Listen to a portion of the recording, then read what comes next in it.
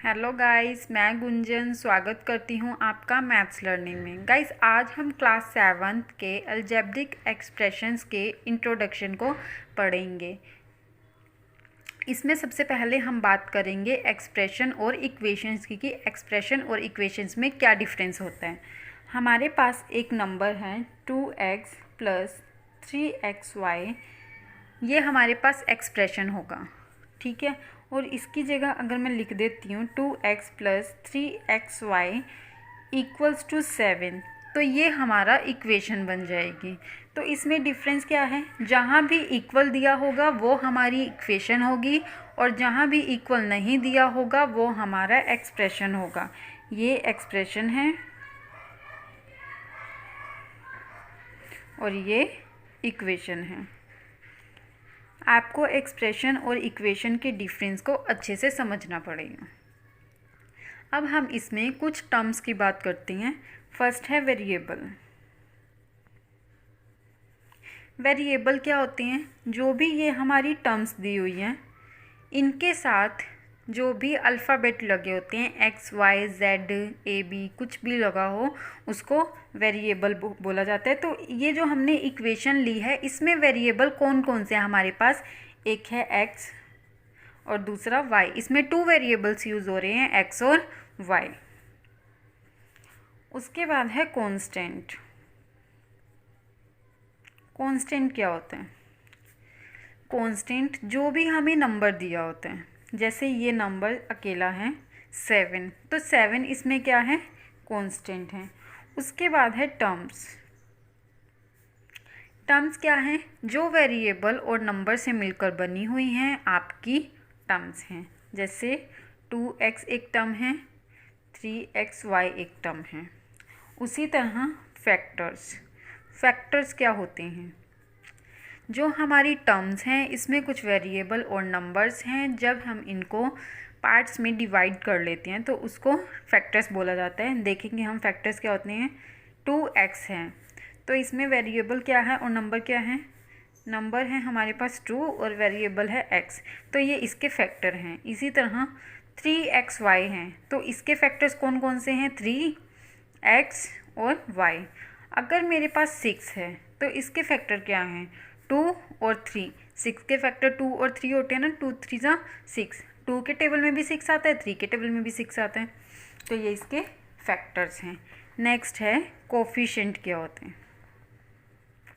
हमारे पास ये टर्म्स दी हुई हैं 2x और 3xy, ये 2 टर्म्स हैं। इसमें कोफिशिएंट क्या है, जो भी वेरिएबल होगा उसके साथ जो भी नंबर लगा होगा उसको कोफिशिएंट बोला जाता है। तो मेरे पास एक टर्म है 2x, तो ये 2x जो टर्म है, मैं बोलूँ कि इस 2x टर्म का कोफिशिएंट क्या है, तो यहाँ पर कोफिशिएंट होगा 2। इसी तरह 3xy एक टर्म है, 3xy जो टर्म है उसका कोफिशिएंट क्या है, 3। क्लियर। नेक्स्ट, टर्म्स कितने टाइप्स की होती हैं। टर्म्स यहाँ हमारे पास 2 टाइप्स की होती हैं, लाइक टर्म्स और अनलाइक टर्म्स। लाइक टर्म्स वो होती हैं जो सेम वेरिएबल वाली होती हैं। देखो जैसे 2xy 3xy, तो ये सेम वेरिएबल है ना, xy अल्फ़ाबेट सेम आ रही हैं दोनों के साथ में, तो ये हमारी लाइक टर्म है। इसी तरह अनलाइक टर्म कौन सी होगी, जैसे ये 2xy और यहाँ पर 3x हो गया, तो इनके जो वेरिएबल सेम नहीं हैं, यहाँ पर xy है और यहाँ पर सिर्फ x है, तो वेरिएबल अलग अलग हैं। ओके, 2xy और 3x ये अनलाइक टर्म्स हैं। 2xy 3xy ये 2 टर्म्स दी हुई हैं जिनके वेरिएबल सेम हैं, तो ये हमारी लाइक टर्म्स होंगी। उसके बाद अब हम आगे बात करते हैं मोनोमियल, बाइनोमियल और ट्राइनोमियल की। मोनोमियल क्या होते हैं, जिसमें 1 टर्म होती है उसको बोला जाता है मोनोमियल्स। 1 टर्म जैसे 3xy एक ही टर्म दी हुई है तो ये मोनोमियल है। फिर बाइनोमियल्स। बाइनोमियल क्या है, जिसमें 2 टर्म्स होती हैं उसको बाइनोमियल बोला जाता है।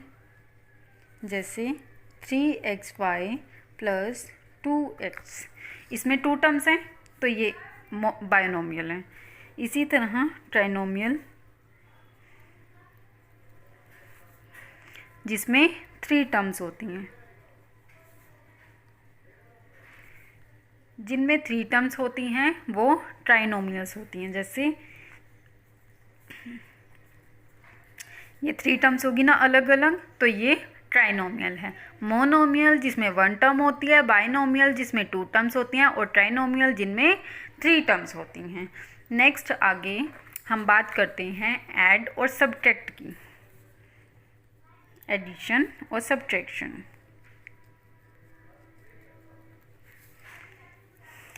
इसको ध्यान से समझेंगे। देखिए हमने टर्म्स समझ लिए, लाइक टर्म्स और अनलाइक टर्म्स। तो हमने जब ऐड करना होता है ना, तो लाइक टर्म का लाइक टर्म के साथ और अनलाइक टर्म का अनलाइक टर्म्स का नहीं होता है, लाइक टर्म्स को ही ऐड करते हैं। जैसे 2x plus 3y plus 7x। अब यहाँ पे लाइक टर्म्स कौन कौन सी है? जिनके वेरिएबल सेम हैं, 2x और 7x, इन दोनों के वेरिएबल सेम हैं, तो हम इन दोनों को ऐड कर सकते हैं।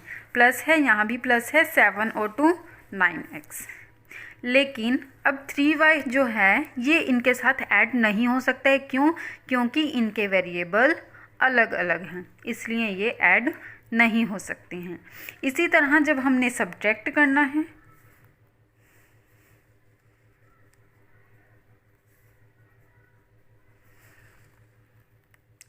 अगर हमने सब्ट्रैक्ट करना है तो इनके भी वेरिएबल देखो तीनों के सेम हैं, तो इसमें हम क्या कर लेंगे, पहले इन दोनों को ऐड कर लेंगे। 9 और 2 11x माइनस 7x। अब ये भी x है, ये भी x है, वेरिएबल सबके सेम हैं, वेरिएबल सेम हैं, लाइक टर्म्स हैं, तो ये आराम से माइनस हम कर सकते हैं। 11 में से 7 माइनस किया 4x। तो इसी तरह यहाँ से इंट्रोडक्शन आपका कंप्लीट है। जब आप एक्सरसाइज करेंगे तो आपको कोई भी प्रॉब्लम नहीं होगी। Thank you.